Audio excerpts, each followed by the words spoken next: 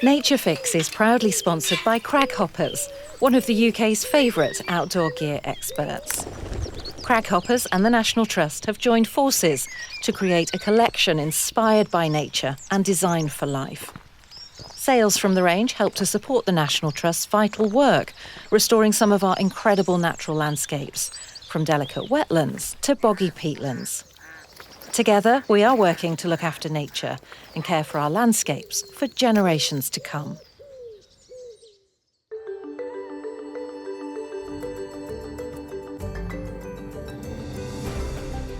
Hello and welcome to Nature Fix with me, Claire Hickinbotham. Every month we take you with us as we meet the people who spend their time outside and join them in a place that most inspires them.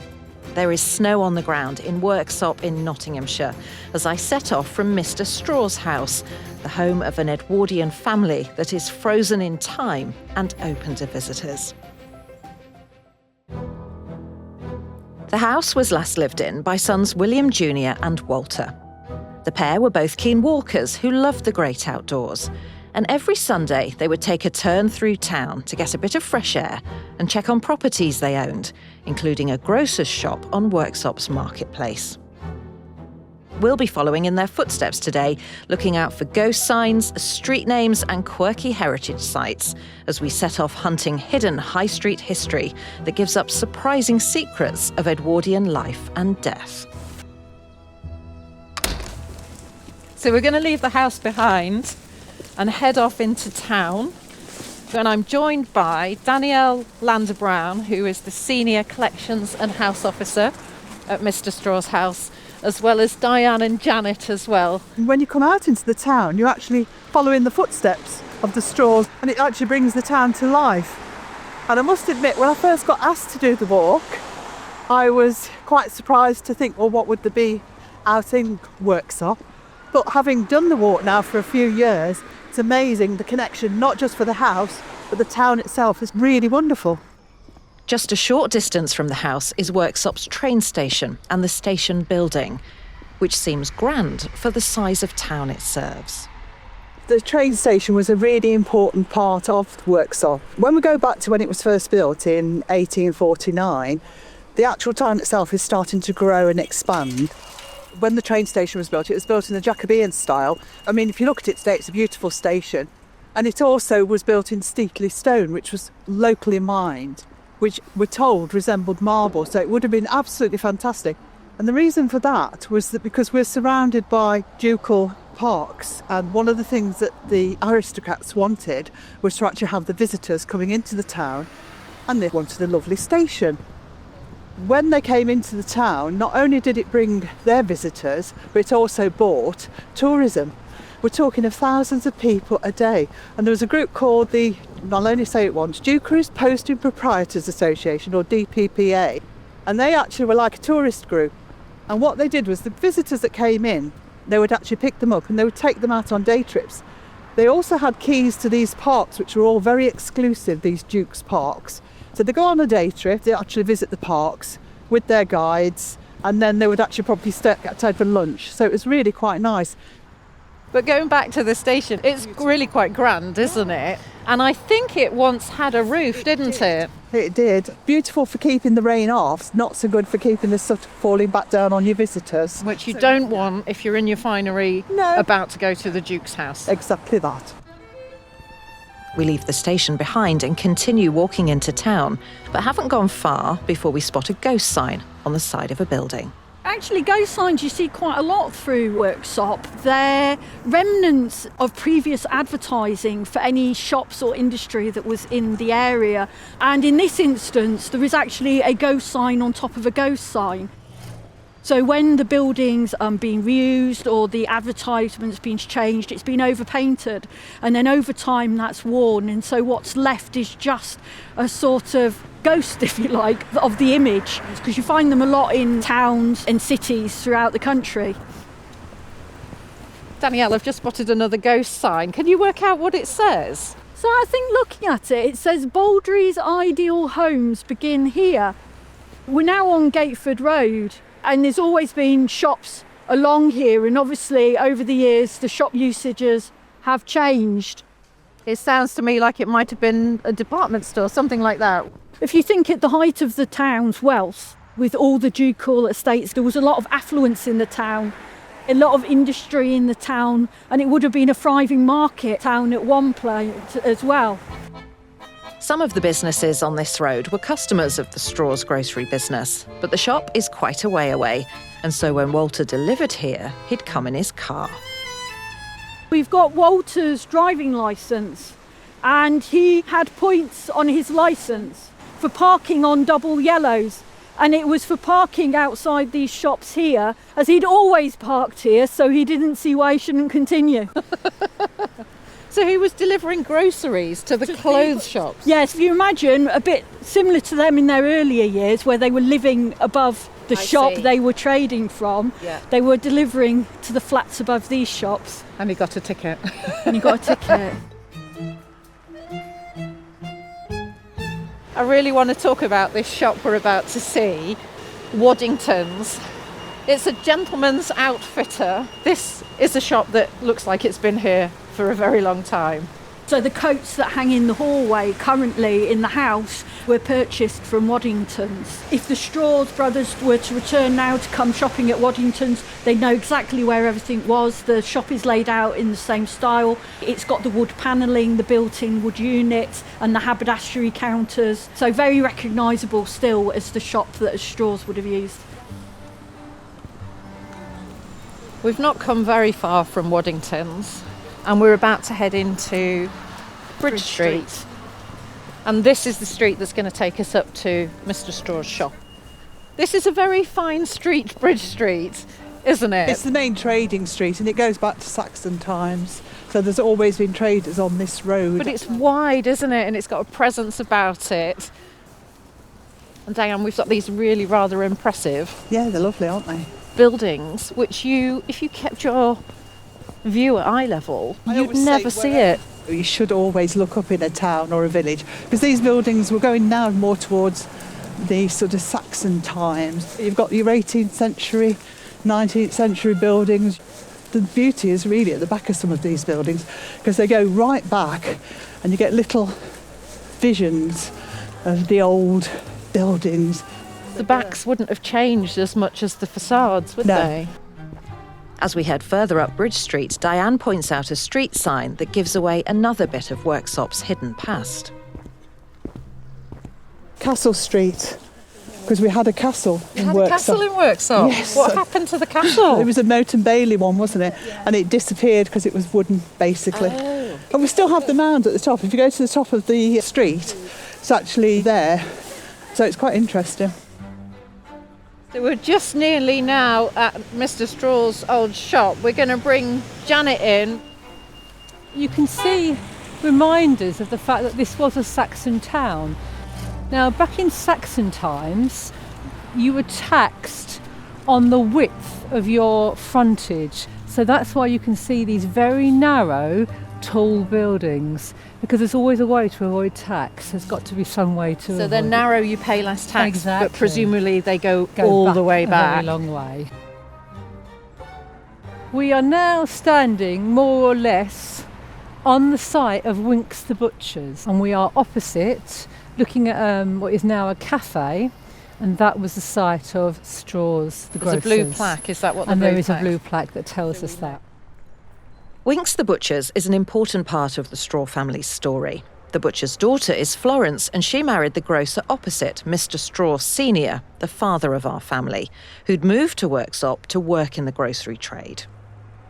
The brothers, Benjamin and William, bought this in 1886, having borrowed money This from... is Mr. Straw Senior. That's right.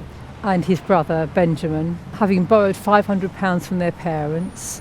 It proved to be very successful, so that in 1896, William Senior was able to buy out his brother, and in that year he was able to marry Florence, who was the daughter of Winks the Butcher's. This is the beginning of a business. It's the beginning of a family. It's the beginning of William Senior becoming a really quite wealthy man and buying up quite a lot of Worksop. Absolutely. So if we look to the left of what is now the cafe, up as far as the archway, William Senior bought all of that. So he owned the archway, and what we have in between the archway and the shop used to be a pub called the White Hart. Unfortunately, William Senior wasn't able to get the licence renewed, and so as it is today, it became commercial and residential property. That's a huge, great building, Exactly, isn't it? It's 3 yes. stories tall, but it's a big 3 stories, isn't it? And there's 1, 2, 3, 4, 5 windows across. Yep. That's an immense amount of real estate, isn't it? That's right, exactly. And as I say, he owned the archway as well. And the cottages are down the back, Behind, and yes. he owned those as well. That's right. And bought some land from the Duke of Newcastle up towards Clumber Park, which became allotments, and it was known as the Gentleman's Gardens, and William Senior described it as his little piece of paradise. And do they still exist, the Gentleman's Gardens? The area of land still exists. It's now a housing estate called William Straw Gardens. Is it? That was put in much later. It's that real connection in the town they were living in. There were many people like this that, were really influential, important people in the area they lived. And sometimes those connections can be lost. So it's really nice here that you still have those connections. And it's nice to be able to do walks through the town in this way that really does follow in the footsteps of the family. And where we're stood, Janet, you said was the site of the butcher's shop. That's right. We're not very far away. If there was somebody now sat in the window of that coffee shop, we would be able to see the twinkle in their eyes, wouldn't Exactly, we? So yes. I've got images of William and Florence flirting across the road. Me too. I always like to think that. I mean, obviously, I'm making this up. We don't know this for a fact, but I do like the thought that they met over a string of sausages or a tin of tea or something like that. It does seem quite romantic that they could watch each other across the street. Yeah, you could imagine them casting a smile or Exactly. waving, and the romance develops Yes. into what we know now right. as the Straw family. Yes. So the boys were brought up here, and obviously there were 3 boys, the youngest being David, who was born in 1901. Sadly, he died in 1903. Now, at the turn of the century, we know that there were several outbreaks of dysentery in the town, which was caused by pollution to the water source. And we know from his death certificate that that was the cause of David's death. And just as we go around the corner, we're going to see a water fountain that the water company provided in order to give clean water to the town at that time. We're coming round the corner of the Corn Exchange. Corn Exchange, so the Town Hall and Magistrates Court, That's and right. here's the water fountain. That's right. So this yes. was put in to Provide give clean water. clean water for the town. And does it Yes. still? No. No. No. Would you want to? No. I'm not sure I would have wanted to, at the time even.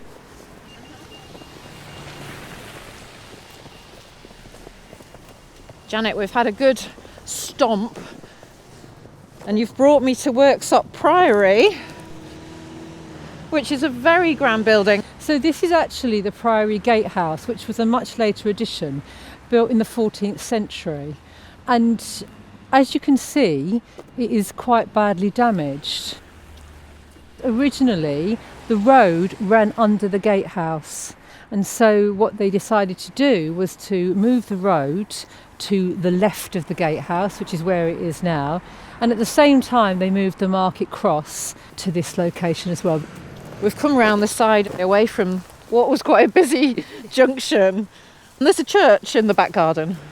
This is the Priory Church, built in 1103, and for the Straw family, a really important church, because this is where they worshipped. This is where William Senior and Florence were married in 1896, and this is also the final resting place for the whole family.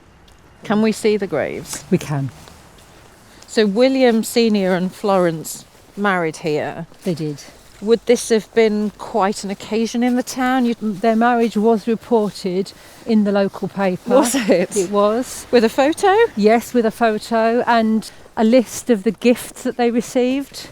So Florence and William Senior marrying was almost the marriage of 2 entrepreneurial enterprises in the town. Yes, this new middle class with wealth that they had earned themselves rather than inheriting. We crunch our way through a decent depth of snow as we head further past the church to the far boundary of the churchyard. The Straws chose a very secluded spot for their final resting place.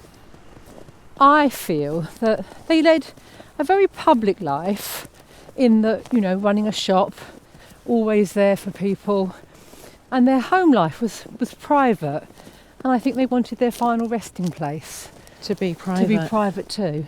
We're a good...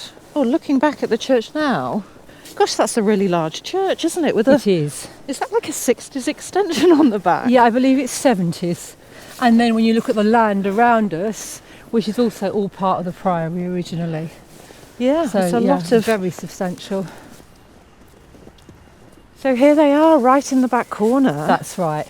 There's something almost Egyptian, would you say, about the look of these? Well, the shape. Exactly. Yes. And if you think back to the 1930s, we've got Tutankhamun and Howard Carter and all of that. It was something that was very influential, and I think we can see that when we look at these stones. So in the house, we've got the Egyptian carpet Exactly. on the stair, Yes. which was Florence's influence. That's right. And of course, the discovery of the tomb was just a year before they moved into the house, I That's think, right, wasn't it? yes. So that influence has stayed with them. There are 2 graves here, but all 4 of the family are here. So what we have is, on the left, we have William Senior, Florence, and you can see at this end, David. David is mentioned at this end. And so the other one is... For the two brothers. the 2 brothers, William Jr. and Walter. Shall we leave them behind and let them rest in peace? I think so. There's one final stop opposite the Priory Church, a park called the Canch. Janet, we're nearly at the Canch.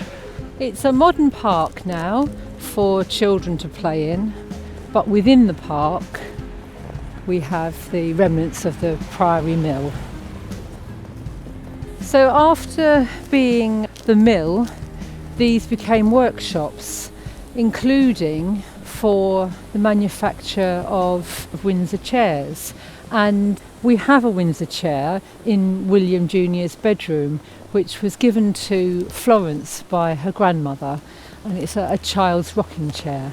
How is a Windsor chair different from other chairs? So they tend to have the bowed back and they have arms, solid wood seats. You can normally tell by subtle style changes the areas in which they've been made. So there is such a thing as a sort of Worksop Windsor chair, and it just means it's Worksop made. It might just be the number of spindles or something like that that will signify where the chairs come from. So it could be that there's little bits of Worksop all over the country. Exactly. It's a really nice thought to end on, isn't It it? really is, yes, because I think that, Worksop has got a lot more to offer than people maybe realise, and I think that seeing something like that gives you that impression. And it's just knowing where to look, where to find it, but it's not hidden as such, is it? It's there. It isn't at all, it's not hidden. I think it's just that when we're going about our everyday life, we are sometimes just too busy to notice all these things. This is your town, this is Worksop, and you're obviously very proud of it, but this sort of history is available in any town, isn't it?